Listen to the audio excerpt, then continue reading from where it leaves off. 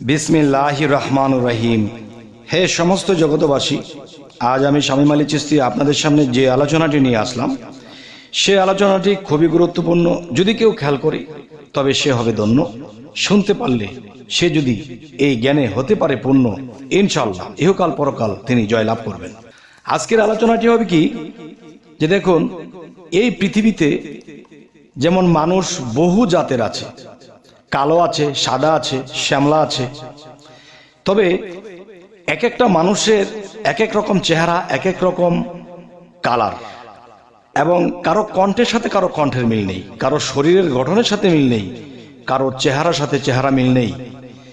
তাহলে এখানে বিষয়টা কি, যে আল্লাহ কি বলেছে, যে দেখো এই পৃথিবীতে আমি মানুষ সৃষ্টি করিয়াছি, আর সেই মানুষ সৃষ্টি করার আগে আমি একটা জিনিস সৃষ্টি করেছি। সেটা কি? ডাইস। আমার ডাইস, আল্লাহ বলতেছে যে আমার যে ডাইস আছে, এক একটা ডাইস এক এক রকম। যদি একই ডাইসের মধ্যে আমাদেরকে বানাতো, তাহলে একই রকম চেহারা, একই রকম পছন্দ, একই রকম কালার, একই রকম তার কণ্ঠস্বর, শরীরের গঠন এরকম হতো। কিন্তু দেখা যায় একরকম নয়। তাহলে একটা জিনিস দেখেন, যদি আল্লাহ চাইতো পৃথিবীর সমস্ত মানুষকে একই রকম, একই কালার, একই কণ্ঠস্বর দিয়ে বানাতো, তাহলে প্যাঁচ লেগে যেত। প্যাঁচটা কি জানেন? আল্লাহ কিন্তু বলেছে আমি এক। আল্লাহ যদি বলে থাকে এক, তাহলে একজন মানুষ যদি কামিয়াব লাভ করতে পারে, সে জ্ঞানের জোরে সেও বলতে পারবে, হে আল্লাহ, তুমি যদি এক হও তাহলে আমিও এক। তুমি এক কি করে? তাহলে এই পৃথিবী জুড়ে, এই পৃথিবী ঘুরে আমার মতো হুবহু একটা মানুষ এনে দেও, আমি দেখি। তখন আল্লাহ বলবে যে না, আমি তোমার মতো কাউকে বানাইনি। এই পৃথিবীর সমস্ত মানুষই আলাদা আলাদা, সমস্ত কিছু আলাদা স্যাম্পল। তবে হে সমস্ত জগৎবাসী, আলাদা হওয়ার কারণ কি? আল্লাহ বলতেছে আমি এক। হে জগৎবাসী, তোরা দেখ, যে আল্লাহ যদি বলে থাকে এক, তাহলে একজন বান্দা যখন কামিয়াব লাভ করবে, তখন সেও বলতে পারবে আমি এক। কিভাবে এক? যে এই পৃথিবীতে কোনো মানুষের চেহারার সাথে কোনো মানুষের মিল নেই। আচ্ছা, আমি বিজ্ঞানের দিকে এসে একটা কথা আমি আপনাদেরকে বলবো। সেটা হলো, দেখেন যে এই বাংলাদেশের মধ্যে যে ফোন নাম্বারগুলো আছে, এক এক কোম্পানি খুলুক, কিন্তু কারো নাম্বারের সাথে কিন্তু কারো নাম্বারের মিল নেই। যেমন 71, কারোটা 018, কারোটা 016।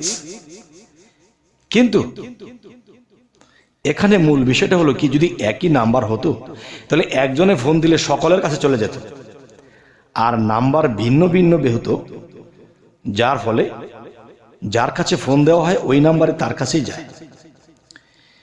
তাহলে আজকের যে মূলত কথাটি, আল্লাহ মানুষকে স্বপ্ন দেখায়, স্বপ্নে ইঙ্গিত করে যে একজন মানুষ সামনে বিপদ আপদ হতে পারে। আল্লাহ একটা আগাম স্বপ্নের মধ্যে তাকে জানিয়ে দিল। এখন সবই যদি এক হতো, তাহলে আল্লাহ যখন স্বপ্নটা ছাড়তো, তখন কিন্তু প্রত্যেকটা মানুষে একই স্বপ্ন দেখতো। তার মানে আমি যে একটা মানব দেহ নিয়ে একটা মোবাইল সেট হয়েছে, আর এটার মধ্যে যে আমার আত্মার সাথে লিঙ্ক করা হয়েছে, সেটা কিন্তু আলাদা। আলাদা কেমন? মানুষের ভিতরে মানুষ, তার ভিতরে সাই। তার মানে উপর নিচর বাহির ভিতর একই রূপে পাই। কিন্তু অন্য কারো কাছে যদি যাই, তাহলে এই স্রোতের, এই চলাফেরা, এই চরিত্রের কোনো মিল নাই।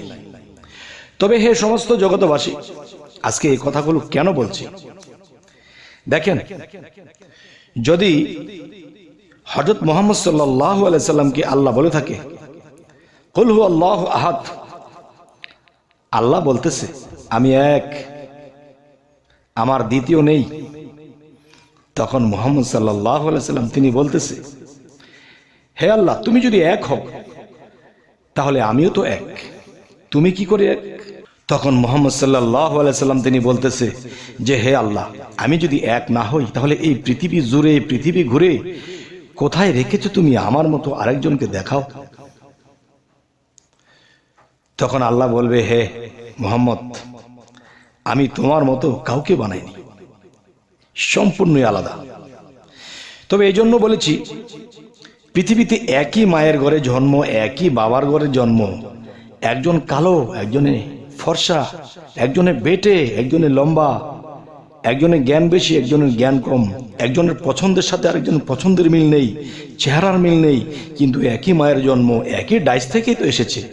না বাবা, যে এক একবার এক একটা মানুষ জন্ম নিলে আল্লাহ সেখানে আলাদা আলাদা ডাইসের সৃষ্টি করে, এবং সেই ডাইসের মধ্যে পড়লে তখন সেখান থেকে বীজ রোপণ যখন হয়ে যায়, তখন সেই ডাইসের মতো করে হয়ে ওঠে।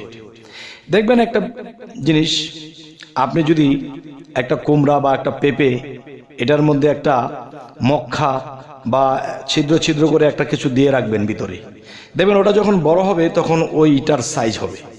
তাহলে মায়ের গর্ভের মধ্যে আল্লাহর কুদরতিভাবে এমন কিছু ডাইসের সৃষ্টি করা হয়েছে যা পৃথিবীর কারোর সাথেই মিল নেই। আর আল্লাহ এই জন্যই বলেছে, দেখো, কোনো মানুষের সাথে কোনো মানুষের মিল পড়বে না। কেন? যে ডাইসটা আমি আল্লাহ আমার নিজের কাছে রেখেছি, এই ডাইসের খবর আমি কাউকে দেইনি। আচ্ছা, তবে আজকে আপনাদের সামনে যে আলোচনাটি করতেছি, জানি না আপনাদের কেমন লাগছে। তবে যদি ভালো লাগে আমাদের চ্যানেলটিকে সাবস্ক্রাইব করে নেবেন, এবং ফেসবুক যদি হয়ে থাকে অবশ্যই ফলো করে নেবেন।